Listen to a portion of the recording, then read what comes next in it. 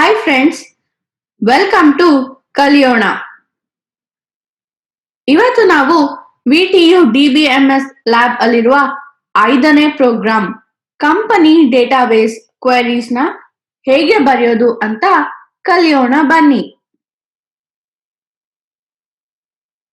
VTU syllabus ಪ್ರಕಾರ DBMS lab ಅಲ್ಲಿ 5 programmes ಇದೆ. ನಾವು ಇವತ್ತು 5ನೇ ಪ್ರೋಗ್ರಾಮ್ ಆದ ಕಂಪನಿ ಡೇಟಾಬೇಸ್ ಕ್ವೆರೀಸ್ ನ ಯಾವ ರೀತಿ ಬರೆಯೋದು ಅಂತ ನೋಡೋಣ. ನೀವು ಈ ವಿಡಿಯೋನ ಯೂಟ್ಯೂಬ್ ಅಲ್ಲಿ ನೋಡ್ತಾ ಇದ್ರೆ ನಮ್ ವೆಬ್ಸೈಟ್ kaliona.com ನ ವಿಸಿಟ್ ಮಾಡಿ. ಅಲ್ಲಿ ಈ ಕೋರ್ಸ್ ಜೊತೆಗೆ ವೈವಾ ಕ್ವೆಶನ್ಸ್ ಮತ್ತೆ ಇನ್ನ ಹೆಚ್ಚು ಡಿಸ್ಕಷನ್ಸ್ ಇರತ್ತೆ. ಹಾಗೆ ನೀವು ಕೋರ್ಸ್ ಕಂಪ್ಲೀಟ್ ಮಾಡಿದ್ರೆ ನಿಮ್ಗೆ ಕೋರ್ಸ್ ಕಂಪ್ಲೀಷನ್ ಸರ್ಟಿಫಿಕೇಟ್ ಕೂಡ ಸಿಗತ್ತೆ.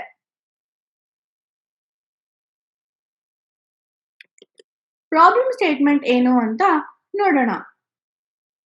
Consider the schema for company database. ಒಂದು ಕಂಪನಿ ಡೇಟಾಬೇಸ್ ಕ್ರಿಯೇಟ್ ಮಾಡಿ ಅದರಲ್ಲಿ ಈ ರೀತಿ ಟೇಬಲ್ಸ್ ಇರಬೇಕು ಅಂತ ಹೇಳ್ತಾ ಇದ್ದಾರೆ. ಎಂಪ್ಲಾಯಿ, ಡಿಪಾರ್ಟ್ಮೆಂಟ್ ಲೊಕೇಶನ್, ಪ್ರಾಜೆಕ್ಟ್ ಮತ್ತೆ ಯಾವ ಪ್ರಾಜೆಕ್ಟ್ ಅಲ್ಲಿ ವರ್ಕ್ ಮಾಡ್ತಾರೆ ಅನ್ನೋ ಡೀಟೇಲ್ಸ್. ನಾವು ಮೊದಲು ಇಲ್ಲಿ ಡಿಪಾರ್ಟ್ಮೆಂಟ್ ಟೇಬಲ್ ನ ಕ್ರಿಯೇಟ್ ಮಾಡೋಣ. ನಾನು ಆಲ್ರೆಡಿ MySQL ಸರ್ವರ್ ಡೇಟಾಬೇಸ್ಗೆ ಕನೆಕ್ಟ್ ಆಗಿದ್ದೀನಿ. So create table department, table name department ಅಂತ ಕೊಡ್ಬೇಕು. ಈಗ ಒಂದೊಂದೇ ಕಾಲಮ್ಸ್ ನ ಸ್ಪೆಸಿಫೈ ಮಾಡಬೇಕು. ಮೊದಲು ಡಿಪಾರ್ಟ್ಮೆಂಟ್ ನಂಬರ್, ಅದು ಸ್ಟ್ರಿಂಗ್ ಇರ್ಬೋದು ಅಂತ ನಾನು varchar ಅಂತ ಕೊಡ್ತಾ ಇದ್ದೀನಿ. ಹಾಗೆ ಇದು ಪ್ರೈಮರಿ ಕೀ, ಅದಕ್ಕೆ ನಾವು ಪ್ರೈಮರಿ ಕೀ ಅಂತ ಸ್ಪೆಸಿಫೈ ಮಾಡಬೇಕು. ನೆಕ್ಸ್ಟ್ ಡಿಪಾರ್ಟ್ಮೆಂಟ್ ನೇಮ್, ಅದು ಕೂಡ ಸ್ಟ್ರಿಂಗ್ ಇರೋದ್ರಿಂದ varchar ಅಂತಾನೆ ಡಿಫೈನ್ ಮಾಡ್ತೀನಿ. ನೆಕ್ಸ್ಟ್ ಆ ಡಿಪಾರ್ಟ್ಮೆಂಟ್ ಮ್ಯಾನೇಜರ್ ಯಾರು ಅಂತ ಸ್ಟೋರ್ ಮಾಡೋದಕ್ಕೆ ಒಂದು ಕಾಲಮ್ ಮ್ಯಾನೇಜರ್ SSN ಅಂದ್ರೆ ಎಂಪ್ಲಾಯಿ ID ತರ, ಸೋಷಿಯಲ್ ಸೆಕ್ಯೂರಿಟಿ ನಂಬರ್ ಅಂತ ಅದು. ಸೊ ಅದು ಕೂಡ varchar ಇರ್ಬೋದು ಅಂತ ಕೊಡ್ತೀನಿ. ಲಾಸ್ಟ್ ಅಲ್ಲಿ ಆ ಮ್ಯಾನೇಜರ್ ಸ್ಟಾರ್ಟ್ ಡೇಟ್ ಕೂಡ ಬೇಕು. ಸೊ ಯಾವತ್ತಿಂದ ಅವರು ಆ ಡಿಪಾರ್ಟ್ಮೆಂಟ್ಗೆ ಮ್ಯಾನೇಜರ್ ಆಗಿದ್ದಾರೆ ಅನ್ನೋ ಡೀಟೇಲ್ಸ್, ಅದು ಡೇಟ್ ಫೀಲ್ಡ್ ಆಗಿ ಇರತ್ತೆ. ಸೊ ಈ ತರ ಕಾಲಮ್ಸ್ ನ ಸ್ಪೆಸಿಫೈ ಮಾಡಿ ನಾನು ಡಿಪಾರ್ಟ್ಮೆಂಟ್ ಟೇಬಲ್ ನ ಕ್ರಿಯೇಟ್ ಮಾಡಿದೆ. ಅದನ್ನ ವೆರಿಫೈ ಮಾಡೋದಕ್ಕೆ ನಾವು ಟೇಬಲ್ ಡಿಸ್ಕ್ರಿಪ್ಷನ್ ನ ನೋಡಬಹುದು. ಈಗ ನೆಕ್ಸ್ಟ್ ನಾವು ಎಂಪ್ಲಾಯಿ ಟೇಬಲ್ ನ ಕ್ರಿಯೇಟ್ ಮಾಡಬೇಕು. ನಾವು ಮೊದಲು ಯಾಕೆ ಡಿಪಾರ್ಟ್ಮೆಂಟ್ ಟೇಬಲ್ ಕ್ರಿಯೇಟ್ ಮಾಡಿದ್ದು ಅಂದ್ರೆ ಈ ಎಂಪ್ಲಾಯಿ ಟೇಬಲ್ ಅಲ್ಲಿ ಕೂಡ ನಾವು ಡಿಪಾರ್ಟ್ಮೆಂಟ್ ನಂಬರ್ ಅನ್ನೋ ಒಂದು ಕಾಲಮ್ ನ ಕ್ರಿಯೇಟ್ ಮಾಡಬೇಕು. ಆ ಕಾಲಮ್ ಡಿಪಾರ್ಟ್ಮೆಂಟ್ ಟೇಬಲ್ಗೆ ರೆಫರ್ ಆಗಬೇಕು. ಅದಕ್ಕೆ ನಾವು ಮೊದಲು ಡಿಪಾರ್ಟ್ಮೆಂಟ್ ಟೇಬಲ್ ನ ಕ್ರಿಯೇಟ್ ಮಾಡಿದ್ದು. ಈಗ ಎಂಪ್ಲಾಯಿ ಟೇಬಲ್ ನ ಹೇಗೆ ಕ್ರಿಯೇಟ್ ಮಾಡೋದು ಅಂತ ನೋಡೋಣ. ನಾನು ಇಲ್ಲಿ ಆಲ್ರೆಡಿ ಕ್ರಿಯೇಟ್ ಟೇಬಲ್ ಸ್ಕ್ರಿಪ್ಟ್ಸ್ ನ ಪ್ರಿಪೇರ್ ಮಾಡಿ ನಮ್ ಗಿಟ್ ಹಬ್ ಅಕೌಂಟ್ ಅಲ್ಲಿ ಹಾಕಿದ್ದೀನಿ. ಆ ಲಿಂಕ್ ನ ನಾವು ಡಿಸ್ಕ್ರಿಪ್ಷನ್ ಅಲ್ಲಿ ಕೊಟ್ಟಿರ್ತೀವಿ. ಸೊ ಈಗ ಎಂಪ್ಲಾಯಿ ಟೇಬಲ್ ನ ಕ್ರಿಯೇಟ್ ಮಾಡೋಣ.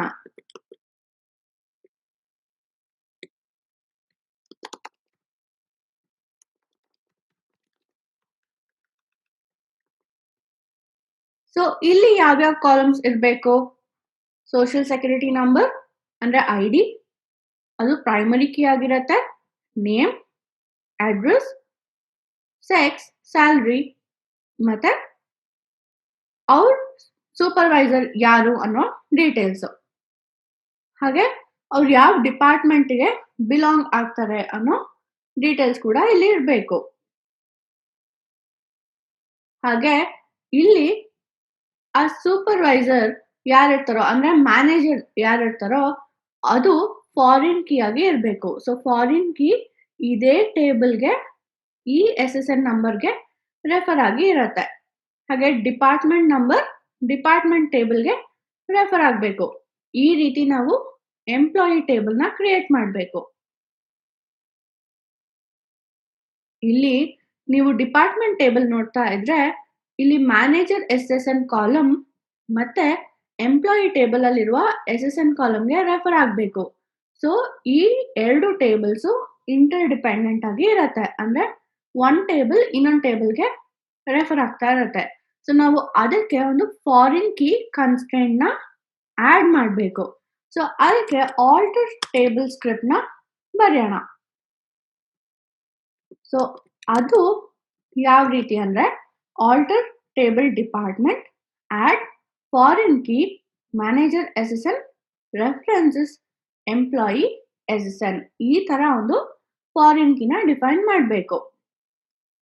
ಸೊ ಈಗ ನೀವು ನೋಡಿದ್ರೆ ನಮ್ ಡಿಪಾರ್ಟ್ಮೆಂಟ್ ಟೇಬಲ್ ಅಪ್ಡೇಟ್ ಆಗಿ ಇರತ್ತೆ. ಸೊ ಇಲ್ಲಿ ಆ ಫಾರಿನ್ ಕೀ ರೆಫರೆನ್ಸ್ ಡೀಟೇಲ್ಸ್ ಬಂತು. ಈಗ ನೆಕ್ಸ್ಟ್ ನಾವು ಡಿಪಾರ್ಟ್ಮೆಂಟ್ ಲೊಕೇಶನ್ ಟೇಬಲ್ ನ ಕ್ರಿಯೇಟ್ ಮಾಡಬೇಕು.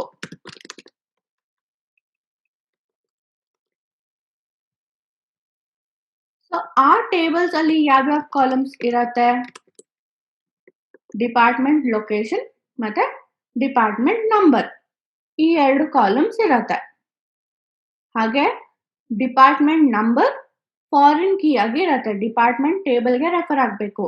ಮತ್ತೆ ಈ ಟೇಬಲ್ ಅಲ್ಲಿ ಇದು ಎರಡು ಕಾಲಮ್ಸ್ ಪ್ರೈಮರಿ ಕೀ ಅಂದ್ರೆ ಕಾಂಪೋಸಿಟ್ ಪ್ರೈಮರಿ ಕೀ. ಈ ರೀತಿ ಡಿಪಾರ್ಟ್ಮೆಂಟ್ ಲೊಕೇಶನ್ ಟೇಬಲ್ ನ ಕ್ರಿಯೇಟ್ ಮಾಡಿ ಆಯ್ತು. ನೆಕ್ಸ್ಟ್ ಪ್ರಾಜೆಕ್ಟ್ ಟೇಬಲ್ ನ ಕ್ರಿಯೇಟ್ ಮಾಡಬೇಕು.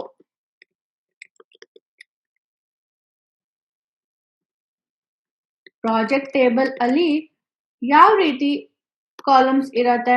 ಒಂದು ಪ್ರಾಜೆಕ್ಟ್ ನಂಬರ್ ಇರಬೇಕು, ನೇಮ್, ಲೊಕೇಶನ್ ಮತ್ತೆ ಆ ಪ್ರಾಜೆಕ್ಟ್ ಯಾವ ಡಿಪಾರ್ಟ್ಮೆಂಟ್ಗೆ ಸೇರತ್ತೆ ಅಂತ ಒಂದು ರೆಫರೆನ್ಸ್ ಇರಬೇಕು. ಸೊ ಆ ಡಿಪಾರ್ಟ್ಮೆಂಟ್ ನಂಬರ್ನ ಮತ್ತೆ ನಾವು ಫಾರಿನ್ ಕೀ ರೆಫರೆನ್ಸ್ ಆಗಿ ಕೊಡಬೇಕು. ಈ ರೀತಿ ನಾವು ಪ್ರಾಜೆಕ್ಟ್ ಟೇಬಲ್ ನ ಕ್ರಿಯೇಟ್ ಮಾಡಾಯ್ತು. ಲಾಸ್ಟ್ ಅಲ್ಲಿ ವರ್ಕ್ಸ್ ಆನ್ ಟೇಬಲ್ ನ ಕ್ರಿಯೇಟ್ ಮಾಡಬೇಕು. ಸೊ ವರ್ಕ್ಸ್ ಆನ್ ಟೇಬಲ್ ಅಲ್ಲಿ ಯಾವ್ಯಾವ ಕಾಲಮ್ಸ್ ಇರತ್ತೆ?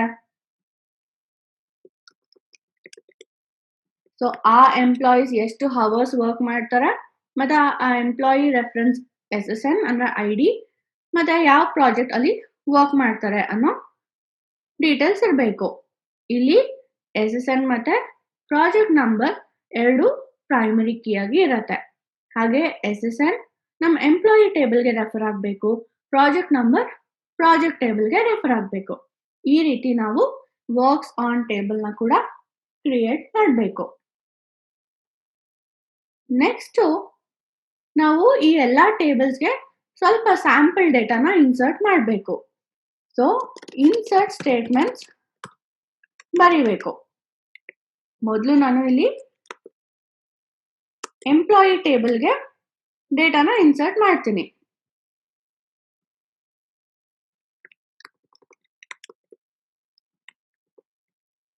ಸೊ ನಾನು ಇಲ್ಲಿ ಕೆಲವೊಂದು ಸ್ಯಾಂಪಲ್ ಡೇಟಾನ ಇನ್ಸರ್ಟ್ ಮಾಡ್ತಾ ಇದ್ದೀನಿ. ನೀವಿಲ್ಲಿ ನೋಡಿದ್ರೆ ನಾನು ಯಾವ್ಯಾವ ಕಾಲಮ್ಸ್ಗೆ ಡೇಟಾ ಇನ್ಸರ್ಟ್ ಮಾಡ್ತಾ ಇರೋದು? SSN, ನೇಮ್, ಅಡ್ರೆಸ್, ಸೆಕ್ಸ್ ಮತ್ತೆ ಸ್ಯಾಲ್ರಿ. ಇಲ್ಲಿ ನಾನು ಆ ಸೂಪರ್ SSN ಅನ್ನೋ ಕಾಲಮ್ಗೆ ಡೇಟಾನ ಇನ್ಸರ್ಟ್ ಮಾಡ್ತಾ ಇಲ್ಲ. ಯಾಕಂದ್ರೆ ನಾವಿನ್ನ ಮ್ಯಾನೇಜರ್ ಯಾರು, ಯಾವ ಡಿಪಾರ್ಟ್ಮೆಂಟು ಅನ್ನೋ ಡೀಟೇಲ್ಸ್ನ ಇದನ್ನು ಡಿಫೈನ್ ಮಾಡಿಲ್ಲ. ಸೊ ನಾವು ಡಿಪಾರ್ಟ್ಮೆಂಟ್ ಟೇಬಲ್ಗೆ ಡೇಟಾನ ಇನ್ಸರ್ಟ್ ಮಾಡಿದ್ಮೇಲೆ ಮತ್ತೆ ಈ ಕಾಲಮ್ಸ್ಗೆ ಡೇಟಾನ ಅಪ್ಡೇಟ್ ಮಾಡಬಹುದು. ಹಾಗೆ ಇಲ್ಲಿ ಅವರು ಪ್ರಾಬ್ಲಮ್ ಸ್ಟೇಟ್ಮೆಂಟ್ ಅಲ್ಲಿ ಒಂದು ಕ್ವೆರಿಲಿ ಕೊಟ್ಟಿದ್ದಾರೆ, ಲಾಸ್ಟ್ ನೇಮ್ ಸ್ಕಾಟ್ ಅನ್ನೋ ಎಂಪ್ಲಾಯಿ ಡೀಟೇಲ್ಸ್ ಬೇಕು ಅಂತ. ಅದಕ್ಕೆ ನಾನು ಒಂದು ಎರಡು ರೆಕಾರ್ಡ್ಸ್ಗೆ ನೇಮ್ ಸ್ಕಾಟ್ ಇಂದ ಎಂಡ್ ಆಗೋ ತರ ಕೊಟ್ಟಿದ್ದೀನಿ. ಸೊ ಈ ರೀತಿ ನಾವು ಸ್ಯಾಂಪಲ್ ಡೇಟಾನ ಇನ್ಸರ್ಟ್ ಮಾಡಿದ್ದೀನಿ. ಈಗ ನೆಕ್ಸ್ಟ್ ನಾವು ಡಿಪಾರ್ಟ್ಮೆಂಟ್ ಟೇಬಲ್ಗೆ ಡೇಟಾನ ಇನ್ಸರ್ಟ್ ಮಾಡಬೇಕು. ಸೊ ಅದಕ್ಕೆ ನಾನು ಸ್ಯಾಂಪಲ್ 5 ಡಿಪಾರ್ಟ್ಮೆಂಟ್ಸ್ ತಗೊಂಡಿದ್ದೀನಿ. ಮಿನಿಮಮ್ ನೀವು 5 ರೆಕಾರ್ಡ್ಸ್ ಇನ್ಸರ್ಟ್ ಮಾಡಲೇಬೇಕು. ಸೊ ಇಲ್ಲಿ ನಾನು ಡಿಪಾರ್ಟ್ಮೆಂಟ್ ನಂಬರ್, ನೇಮ್, ಹಾಗೆ ಆ ಮ್ಯಾನೇಜರ್ ಯಾರಿರ್ತಾರ ಅವ್ರ SSN, ಹಾಗೆ ಮ್ಯಾನೇಜರ್ ಸ್ಟಾರ್ಟ್ ಡೇಟ್, ಇಷ್ಟು ಡೀಟೇಲ್ಸ್ನು ಇನ್ಸರ್ಟ್ ಮಾಡ್ತಾ ಇದ್ದೀನಿ. ಈಗ ನೀವು ಸೆಲೆಕ್ಟ್ ಸ್ಟಾರ್ಟ್ ಫ್ರಮ್ ಡಿಪಾರ್ಟ್ಮೆಂಟ್ ಅಂತ ಮಾಡಿದ್ರೆ ನೀವಿಲ್ಲಿ ನೋಡ್ಬೋದು ಡಿಪಾರ್ಟ್ಮೆಂಟ್ ಟೇಬಲ್ಗೆ ನಾವು ಇನ್ಸರ್ಟ್ ಮಾಡಿರೋ ಡೇಟಾ ಈ ರೀತಿ ತೋರಿಸುತ್ತೆ. ನಾನು ಆಗ್ಲೇ ಹೇಳ್ದಂಗೆ ನಾವು ಡಿಪಾರ್ಟ್ಮೆಂಟ್ ಟೇಬಲ್ ಅಲ್ಲಿ ಡೇಟಾ ಇನ್ಸರ್ಟ್ ಮಾಡಿದ್ಮೇಲೆ ಮತ್ತೆ ನಮ್ಮ ಎಂಪ್ಲಾಯಿ ಟೇಬಲ್ ಅಲ್ಲಿರುವ ಡೀಟೇಲ್ಸ್ ನ ಅಪ್ಡೇಟ್ ಮಾಡಬೇಕು. ಸೊ ನಾವು ಸೆಲೆಕ್ಟ್ ಸ್ಟಾರ್ಟ್ ಫ್ರಮ್ ಎಂಪ್ಲಾಯಿ ಅಂತ ಮಾಡಿದ್ರೆ ನೀವಿಲ್ಲಿ ನೋಡ್ಬೋದು ಸೂಪರ್ SSN ಮತ್ತೆ ಡಿಪಾರ್ಟ್ಮೆಂಟ್ ನಂಬರ್ ಎಲ್ಲ ನಲ್ ಅಂತ ಇದೆ. ಅದಕ್ಕೆ ನಾವು ಆ ರೆಕಾರ್ಡ್ಸ್ ನ ಇವಾಗ ಅಪ್ಡೇಟ್ ಮಾಡಬೇಕು. ಸೊ ಪ್ರತಿಯೊಂದು ಎಂಪ್ಲಾಯಿಗೂ ಯಾರು ಸೂಪರ್ವೈಸರ್ ಮತ್ತೆ ಅವರು ಯಾವ ಡಿಪಾರ್ಟ್ಮೆಂಟ್ಗೆ ಬಿಲಾಂಗ್ ಆಗ್ತಾರೆ ಅನ್ನೋ ಡೀಟೇಲ್ಸ್ ನ ಅಪ್ಡೇಟ್ ಮಾಡಬೇಕು. ಸೊ ಅದಕ್ಕೆ ಅಪ್ಡೇಟ್ ಕ್ವೆರೀಸ್ ಬರೆಯೋಣ.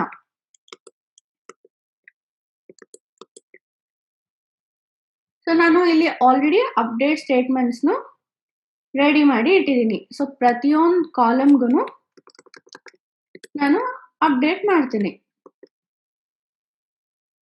ಸೊ ಈ ರೀತಿ ನಾನು update employee set department number 1 supervisor ಯಾರು ಇಲ್ಲ ಈ ಎಂಪ್ಲಾಯಿಗೆ, ಯಾಕಂದ್ರೆ ಅವರೇ ಸೂಪರ್ವೈಸರ್ ಅದಕ್ಕೆ. ಬಟ್ ಬೇರೆ ಎಂಪ್ಲಾಯೀಸ್ ತಗೊಂಡ್ರೆ ನೀವು ಅವ್ರಿಗೆ ನಾನು ಸೂಪರ್ವೈಸರ್ನ ಸೆಟ್ ಮಾಡಿರ್ತೀನಿ. ಈ ತರ ಪ್ರತಿಯೊಂದು ರೆಕಾರ್ಡ್ಗೂ ನಾನು ಡೇಟಾನ ಅಪ್ಡೇಟ್ ಮಾಡಿದ್ದೀನಿ. ಈಗ ನಾವು ಮತ್ತೆ ಸೆಲೆಕ್ಟ್ ಸ್ಟಾರ್ಟ್ ಫ್ರಮ್ ಎಂಪ್ಲಾಯಿ ಅಂತ ಮಾಡಿದ್ರೆ ನೀವಿಲ್ಲಿ ನೋಡ್ಬೋದು ಎಲ್ಲ ಡೇಟಾ ಅಪ್ಡೇಟ್ ಆಗಿದೆ. ನೆಕ್ಸ್ಟ್ ನಾವು ಡಿಪಾರ್ಟ್ಮೆಂಟ್ ಲೊಕೇಶನ್ ಟೇಬಲ್ಗೆ ಡೇಟಾನ ಇನ್ಸರ್ಟ್ ಮಾಡಬೇಕು. ಸೊ ಅದಕ್ಕೂ ನಾನು ಮಿನಿಮಮ್ 5 ರೋಸ್ ಇನ್ಸರ್ಟ್ ಮಾಡ್ತಾ ಇದ್ದೀನಿ. ಅಂದ್ರೆ ನಾನು 5 ಡಿಪಾರ್ಟ್ಮೆಂಟ್ಸ್ ಇನ್ಸರ್ಟ್ ಮಾಡಿರೋದ್ರಿಂದ ಆ ಡಿಪಾರ್ಟ್ಮೆಂಟ್ ಯಾವ್ಯಾವ ಲೊಕೇಶನ್ ಅಲ್ಲಿದೆ ಅನ್ನೋ ಡೀಟೇಲ್ಸ್ ನ ಇನ್ಸರ್ಟ್ ಮಾಡ್ತಾ ಇದ್ದೀನಿ. ಸೊ ನೆಕ್ಸ್ಟ್ ನಾವು ಪ್ರಾಜೆಕ್ಟ್ ಟೇಬಲ್ಗೆ ಡೇಟಾನ ಇನ್ಸರ್ಟ್ ಮಾಡಬೇಕು. ಇಲ್ಲಿ ನಾನು ಕೆಲವೊಂದು ಸ್ಯಾಂಪಲ್ ಪ್ರಾಜೆಕ್ಟ್ ನೇಮ್ಸ್ ನ ತಗೊಂಡಿದ್ದೀನಿ. So project ID, project name, location, ಹಾಗೆ ಅದು ಯಾವ ಡಿಪಾರ್ಟ್ಮೆಂಟ್ಗೆ ಬಿಲಾಂಗ್ ಆಗತ್ತೆ ಅನ್ನೋ ಡೀಟೇಲ್ಸ್ ಕೂಡ ಇದೆ. ಸೊ ಲಾಸ್ಟ್ ಅಲ್ಲಿ ನಾವು ವರ್ಕ್ಸ್ ಆನ್ ಟೇಬಲ್ಗೆ ಡೇಟಾನ ಇನ್ಸರ್ಟ್ ಮಾಡಬೇಕು. ಸೊ ಯಾವ ಎಂಪ್ಲಾಯಿ ಯಾವ ಪ್ರಾಜೆಕ್ಟ್ ಅಲ್ಲಿ ವರ್ಕ್ ಮಾಡ್ತಾರೆ ಅನ್ನೋ ಡೀಟೇಲ್ಸ್. ಅದಕ್ಕೆ ನಾನು ಪ್ರತಿಯೊಂದು ಎಂಪ್ಲಾಯಿಗೂ ಒಂದೊಂದು ರೆಕಾರ್ಡ್ ಇಲ್ಲಿ ಇನ್ಸರ್ಟ್ ಮಾಡ್ತೀನಿ. ಸೊ ಈ ರೀತಿ ನಾನು ವರ್ಕ್ಸ್ ಆನ್ ಟೇಬಲ್ಗೂ ಡೇಟಾನ ಇನ್ಸರ್ಟ್ ಮಾಡಾಯ್ತು. ನಾವು select start from works on ಅಂತ ಮಾಡಿದ್ರೆ ನಾವು ಇನ್ಸರ್ಟ್ ಮಾಡಿರೋ ಡೇಟಾ ಈ ರೀತಿ ತೋರಿಸುತ್ತೆ. ಈಗ ನಾವು ಒಂದೊಂದೇ ಕ್ವೆರೀಸ್ಗೆ ಸಾಲ್ವ್ ಮಾಡ್ಕೊಂಡು ಹೋಗ್ಬೇಕು. ಮೊದಲನೇದು make a list of all project numbers for projects that involve an employee whose last name is Scott, either as a worker or as a manager of the department that controls the project.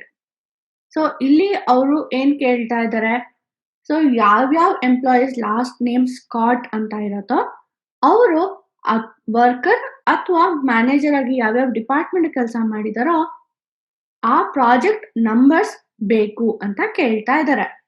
So ನಾವು data insert ಮಾಡ್ಬೇಕಾದ್ರೆ 2 ಎಂಪ್ಲಾಯೀಸ್ಗೆ Scott ಅಂತ last name ಕೊಟ್ಟಿದ್ವಿ. So ಅದಕ್ಕೆ ತಕ್ಕಂಗೆ query ಬರೆಯೋಣ.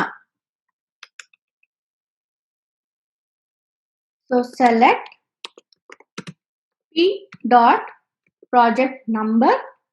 ಇಲ್ಲಿ ನಾವು ಬೇರೆ ಬೇರೆ ಪ್ರಾಜೆಕ್ಟ್ ನಂಬರ್ ಬೇಕು. So distinct P dot project number.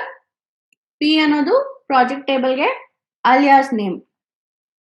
From project P comma department D comma employee E. So ಈ ಟೇಬಲ್ಸ್ ನಾವು ವೇರ್ ಕ್ವೆರಿಯಲ್ಲಿ ಯೂಸ್ ಮಾಡ್ಕೊಂತೀವಿ. ಸೊ ಅದಕ್ಕೆ ಅದನ್ನು ನಾನು ಇಲ್ಲಿ ಫ್ರಮ್ ಕಂಡೀಷನ್ ಅಲ್ಲಿ ಇನ್ಕ್ಲೂಡ್ ಮಾಡಿದ್ದೀನಿ. ವೇರ್ ನಮ್ಮ ಎಂಪ್ಲಾಯಿ ಟೇಬಲ್ ಅಲ್ಲಿರುವ department number should be equal to department table ಅಲ್ಲಿರುವ ಡಿಪಾರ್ಟ್ಮೆಂಟ್ ನಂಬರ್. ಅದು ನಮ್ಮ ಮೊದಲನೇ ಕಂಡೀಷನ್. ಅಂಡ್ ನಮ್ಮ ಡಿಪಾರ್ಟ್ಮೆಂಟ್ ಟೇಬಲ್ ಅಲ್ಲಿರುವ manager SSN number should be equal to employee table ಅಲ್ಲಿರುವ SSN. ಮತ್ತೆ ಇಲ್ಲಿ ನಮ್ಮ ಮೇನ್ ಕಂಡೀಷನ್ ಏನು, ಲಾಸ್ಟ್ ನೇಮ್ ಸ್ಕಾಟ್ ಆಗಿ ಇರಬೇಕು. So e dot and e dot name last name ಅನ್ನೋದ್ರಿಂದ ಲೈಕ್ ಇಲ್ಲಿ ರೆಗ್ಯುಲರ್ ಎಕ್ಸ್ಪ್ರೆಷನ್ ಯೂಸ್ ಮಾಡಬೇಕು. ಪರ್ಸೆಂಟೇಜ್ ಸ್ಕಾಟ್ ಅಂತ ಕೊಡ್ತೀನಿ. ಸೊ ಸ್ಕಾಟ್ ಇಂದ ಎಂಡ್ ಆಗೋ ನೇಮ್ ಅಂತ ಅರ್ಥ.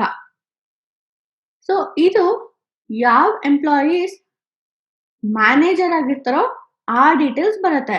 ಸೊ ಇಲ್ಲಿ ಅವರು either as a worker or as a manager ಅಂತ ಕೇಳಿದ್ದಾರೆ. ಸೊ ಇದು ಮ್ಯಾನೇಜರ್ ಡೀಟೇಲ್ಸ್. ಈಗ ವರ್ಕರ್ ಆಗಿದ್ರೆ ಆ ಡೀಟೇಲ್ಸ್ ಕೂಡ ಬೇಕು. ಸೊ ಅದಕ್ಕೆ ಯೂನಿಯನ್ ಇದೇ ತರ ಸೆಲೆಕ್ಟ್ ಡಿಸ್ಟಿಂಕ್ಟ್ ಪಿ ಡಾಟ್, ಇಲ್ಲಿ ಮತ್ತೆ ನಾವು ಪ್ರಾಜೆಕ್ಟ್ ಟೇಬಲ್ ಉಪಯೋಗಿಸೋದ್ರಿಂದ P1 ಅಂತ ತಗೊಂತೀನಿ. P1 dot project number from project P1 comma works on, ಇದಕ್ಕೆ ಒಂದು ಅಲಿಯಾಸ್ ನೇಮ್ W, ಆಮೇಲೆ ಎಂಪ್ಲಾಯಿ ಟೇಬಲ್ ಅದಕ್ಕೆ ಅಲಿಯಾಸ್ ನೇಮ್ E1 ಅಂತ ತಗೊಂತೀನಿ. Where P1 dot project number should be equal to works on table ಅಲ್ಲಿರುವ project number and ನಮ್ employee table ಅಲ್ಲಿರುವ SSN should be equal to works table ಅಲ್ಲಿರುವ SSN and E1 dot name like percentage Scott, ಅಂದ್ರೆ ಆ name Scott ಇಂದ end ಆಗಬೇಕು. So ಈ ತರ ಎರಡು ಕ್ವೆರಿ ಬರೆದು ಆ ರಿಸಲ್ಟ್ಸ್ ನಾವು ಯೂನಿಯನ್ ಮಾಡಬೇಕು. ಸೊ ನಾವು ಯೂನಿಯನ್ ಆಪರೇಟರ್ ಯೂಸ್ ಮಾಡ್ಬೇಕಾದ್ರೆ ಏನ್ ಜ್ಞಾಪಕ ಇಟ್ಕೊಬೇಕು ಅಂದ್ರೆ ನಮ್ ಮೊದಲನೇ ಕ್ವೆರಿ ಮತ್ತೆ ಎರಡನೇ query same number of columns ನ ರಿಟರ್ನ್ ಮಾಡಬೇಕು. ಸೊ ಇಲ್ಲಿ ನೀವು ನೋಡಿದ್ರೆ ಮೊದಲನೇ ಕ್ವೆರಿಯಲ್ಲೂ ಒಂದೇ ಕಾಲಮ್ ನಾನು ರಿಟ್ರೀವ್ ಮಾಡ್ತಾ ಇರೋದು, ಎರಡನೇ ಕ್ವೆರಿಯಲ್ಲಿ ಕೂಡ ಬರೀ ಒಂದೇ ಕಾಲಮ್ ನ ರಿಟ್ರೀವ್ ಮಾಡ್ತಾ ಇರೋದು. ಸೊ ಆ ಕಾಲಮ್ ನಂಬರ್ಸ್ ಮ್ಯಾಚ್ ಆಗಬೇಕು. ಸೊ ಎಂಪ್ಲಾಯೀಸ್ ಸ್ಕಾಟ್ ನೇಮ್ ಇಂದ ಎಂಡ್ ಆಗೋದು ಅಂದ್ರೆ ಲಾಸ್ಟ್ ನೇಮ್ ಸ್ಕಾಟ್ ಇರೋ ಎಂಪ್ಲಾಯೀಸ್ ಈ ಇಷ್ಟು ಪ್ರಾಜೆಕ್ಟ್ಸ್ ಅಲ್ಲಿ ವರ್ಕರ್ ಅಥವಾ ಮ್ಯಾನೇಜರ್ ಆಗಿ ಕೆಲಸ ಮಾಡ್ತಾ ಇದ್ರು ಅನ್ನೋ ಡೀಟೇಲ್ಸ್ ಬಂತು.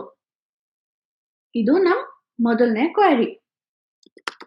ಈಗ ಎರಡನೇ ಕ್ವೆರಿ ನೋಡೋಣ. Show the resulting salaries if every employee working on the IoT project is given a 10% raise. ಅಂದ್ರೆ ಈ IoT ಪ್ರಾಜೆಕ್ಟ್ ಅಲ್ಲಿ ವರ್ಕ್ ಮಾಡ್ತಾ ಇರೋ ಎಂಪ್ಲಾಯೀಸ್ಗೆ 10% ರೇಸ್ ಕೊಟ್ಟಾಗ ಅವ್ರ ಸ್ಯಾಲರೀಸ್ ಏನಾಗತ್ತೆ ಅಂತ ತೋರಿಸ್ಬೇಕು. ಅದಕ್ಕೆ ಕ್ವೆರಿ ಬರೆಯೋಣ. So select E dot name comma so ಅವ್ರ ಸ್ಯಾಲರಿ 10% ಹೈಕ್ ಆಗುತ್ತೆ. 10% ಅಂದ್ರೆ 1 ಇಂಟು ಸ್ಯಾಲ್ರಿ ಅಂತ ಮಾಡ್ಬೋದು. ಸೊ ನಾವು 0.1 ನಾವು ಇರೋ ಸ್ಯಾಲ್ರಿಗೆ ಆಡ್ ಮಾಡಿದಾಗ 1.1 ಇಂಟು ಇ ಡಾಟ್ ಸ್ಯಾಲರಿ ಅಂತ ಮಾಡ್ಬೋದು. ಸೊ ಹೈಕ್ ಬಂದ್ಮೇಲೆ ಆ ಸ್ಯಾಲ್ರಿ ಎಷ್ಟು ಆಗತ್ತೆ ಅನ್ನೋ ಡೀಟೇಲ್ಸ್ನ ಈ ರೀತಿ ಕ್ಯಾಲ್ಕುಲೇಟ್ ಮಾಡ್ಬೋದು. ಸೊ ಈ ಕಾಲಮ್ಗೆ ನಾನು ಒಂದು ಟೈಟಲ್ ಕೊಡ್ತೀನಿ. ಸೊ ಆಸ್ ಇನ್ಕ್ರಿಮೆಂಟೆಡ್ ಸ್ಯಾಲರಿ ಅಂತ ಕೊಡ್ತೀನಿ. ಫ್ರಮ್ ಯಾವ ಟೇಬಲ್? ಎಂಪ್ಲಾಯಿ ಇ ಮತ್ತೆ ವರ್ಕ್ಸ್ ಆನ್ ಡಬ್ಲ್ಯೂ ಪ್ರಾಜೆಕ್ಟ್ ಪಿ. ಕಂಡೀಷನ್ಸ್ ಏನು? ಮೊದಲನೇ ಕಂಡೀಷನ್, ನಮ್ ಎಂಪ್ಲಾಯಿ ಟೇಬಲ್ ಅಲ್ಲಿರುವ SSN should be equal to works on table ಅಲ್ಲಿರುವ SSN. ಎರಡನೇ ಕಂಡೀಷನ್, ನಮ್ ವರ್ಕ್ಸ್ ಆನ್ ಟೇಬಲ್ ಅಲ್ಲಿರುವ project number should be equal to project table ಅಲ್ಲಿರುವ project number. So last condition ಏನು? ನಮ್ ಪ್ರಾಜೆಕ್ಟ್ ನೇಮ್ IoT ಆಗಿ ಇರಬೇಕು. ಯಾಕೆಂದ್ರೆ ಅವರು ಕೇಳ್ತಾ ಇರೋದೇ ಬರೀ employees working on the IoT project. So ಅದು ನಮ್ ಲಾಸ್ಟ್ ಕಂಡೀಷನ್ ಆಗಿ ಇರತ್ತೆ. ಸೊ ಈ ತರ ಮಾಡಿದಾಗ ಈ 3 ಎಂಪ್ಲಾಯೀಸ್ IoT ಪ್ರಾಜೆಕ್ಟ್ ಮೇಲೆ ವರ್ಕ್ ಮಾಡ್ತಾ ಇರೋರ್ಗೆ ಈ ತರ ಸ್ಯಾಲ್ರಿ ಬರತ್ತೆ. ಅಂದ್ರೆ ಇನ್ಕ್ರಿಮೆಂಟೆಡ್ ಸ್ಯಾಲ್ರಿ ಇಷ್ಟು ಇರತ್ತೆ ಅನ್ನೋದು ನಮ್ಗೆ ಗೊತ್ತಾಯ್ತು. ಈಗ ನಮ್ ಮೂರನೇ ಕ್ವೆರಿ ನೋಡೋಣ. Find the sum of salaries of all the employees of the accounts department as well as the maximum salary, the minimum salary and the average salary in this department. ಅಂದ್ರೆ ಅಕೌಂಟ್ಸ್ ಡಿಪಾರ್ಟ್ಮೆಂಟ್ ಅಲ್ಲಿರುವ ಎಲ್ಲಾ ಎಂಪ್ಲಾಯೀಸ್ದು sum of the salaries, maximum salary, minimum salary ಮತ್ತೆ average salary ಇಷ್ಟು details ಬೇಕು ಅಂತ ಹೇಳ್ತಾ ಇದ್ದಾರೆ. ಸೊ ಅದಕ್ಕೆ ಕ್ವೆರಿ ಹೇಗೆ ಬರೆಯೋದು ಅಂತ ನೋಡೋಣ. ಸೆಲೆಕ್ಟ್, ನಮ್ಗೆ ಸಮ್ ಆಫ್ ಸ್ಯಾಲ್ರಿ ಬರೋದಕ್ಕೆ ಸಮ್ ಫಂಕ್ಷನ್ ನ ಯೂಸ್ ಮಾಡ್ಕೊಬಹುದು. Sum of E dot salary comma maximum salary ಬರೋದಕ್ಕೆ ಮ್ಯಾಕ್ಸ್ ಸ್ಯಾಲ್ರಿನ ಯೂಸ್ ಮಾಡ್ಕೋಬಹುದು.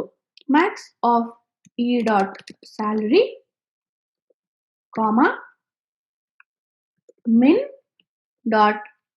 ಆಫ್ ಇ ಡಾಟ್ ಸ್ಯಾಲ್ರಿ ಅಂದ್ರೆ ಮಿನಿಮಮ್ ಸ್ಯಾಲ್ರಿ ನೋಡೋದಕ್ಕೆ. ಲಾಸ್ಟ್ ಅಲ್ಲಿ ನಾವು ಆವರೇಜ್ ಸ್ಯಾಲ್ರಿ ಕಂಡುಹಿಡಿಯಬೇಕು. ಸೊ ಅದಕ್ಕೆ ಆವರೇಜ್ ಫಂಕ್ಷನ್ ನ ಯೂಸ್ ಮಾಡಬಹುದು. Average of E dot salary. ಇದು ಯಾವ ಟೇಬಲ್ಸ್ ಇಂದ? ಫ್ರಮ್ ಎಂಪ್ಲಾಯಿ ಇ ಕಾಮ ಅವರು ಅಕೌಂಟ್ಸ್ ಡಿಪಾರ್ಟ್ಮೆಂಟ್ ಅಂತ ಕೇಳಿದ್ದಾರೆ. ಸೊ ಅದಕ್ಕೆ ನಮ್ಗೆ ಡಿಪಾರ್ಟ್ಮೆಂಟ್ ಟೇಬಲ್ ಕೂಡ ಬೇಕು. Department d where employee table ಅಲ್ಲಿರುವ department number should be equal to department table ಅಲ್ಲಿರುವ ಡಿಪಾರ್ಟ್ಮೆಂಟ್ ನಂಬರ್. ಅಂಡ್ ನಮ್ ಡಿಪಾರ್ಟ್ಮೆಂಟ್ ನೇಮ್ ಏನಿರ್ಬೇಕು? ಅಕೌಂಟ್ಸ್ ಅಂತ ಇರಬೇಕು. ಸೊ ಅದಕ್ಕೆ d dot d name equals accounts ಅಂತ ಕೊಡ್ತೀನಿ. ಸೊ ಇದು ನಮ್ ಮೂರನೇ ಕ್ವೆರಿ.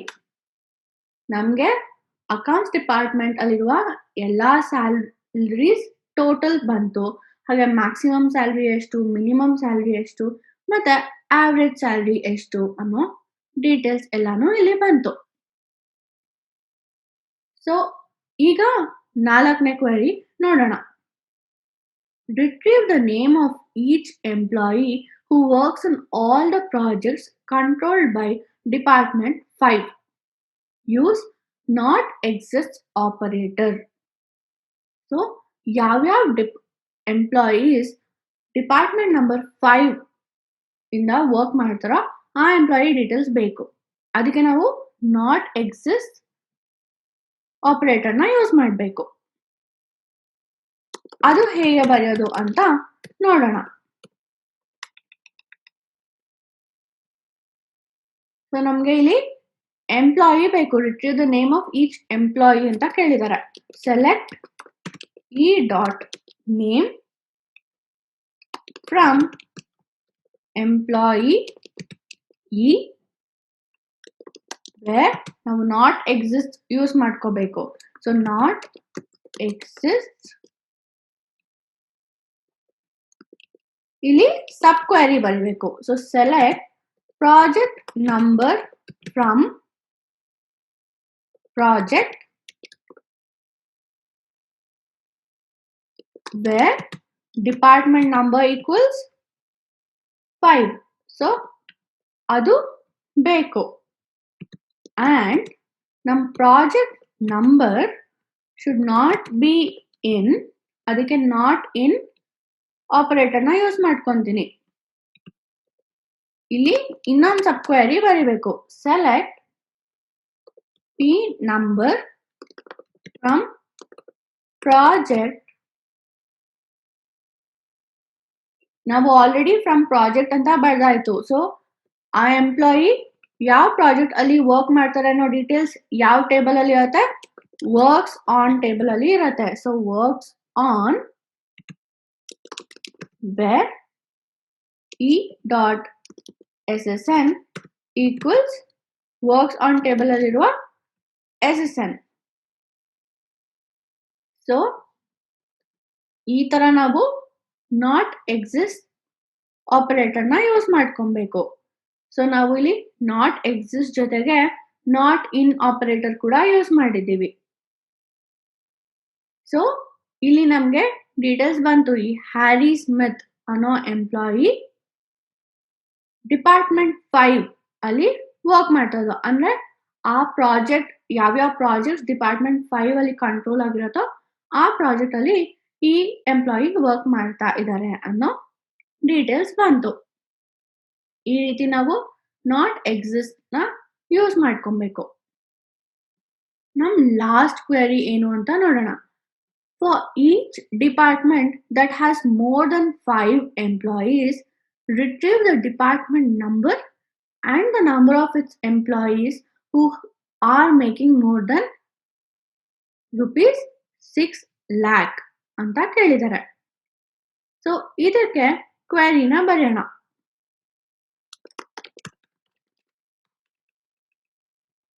ಸೊ ನಮ್ಗೆ ಇಲ್ಲಿ ಡಿಪಾರ್ಟ್ಮೆಂಟ್ ನಂಬರ್ ಬೇಕು. So first select D dot department number, ಹಂಗೆ ನಂಬರ್ ಆಫ್ ಇಟ್ಸ್ ಎಂಪ್ಲಾಯೀಸ್ ಅಂತ ಕೇಳಿದ್ದಾರೆ. ಸೊ ಅದಕ್ಕೆ ಕೌಂಟ್ ಬೇಕು. So count of star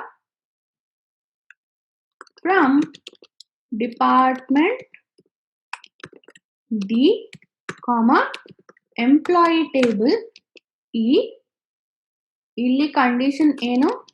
wear D dot department number should be equal to E dot department number,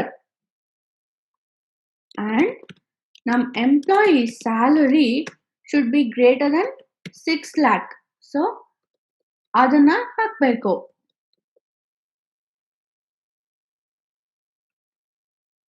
And num department number ಯಾವ್ದ್ರಲ್ಲಿ ಇರಬೇಕು ಅಂದ್ರೆ for each department ಅಂತ ಕೇಳಿದ್ದಾರೆ that has more than 5 employees.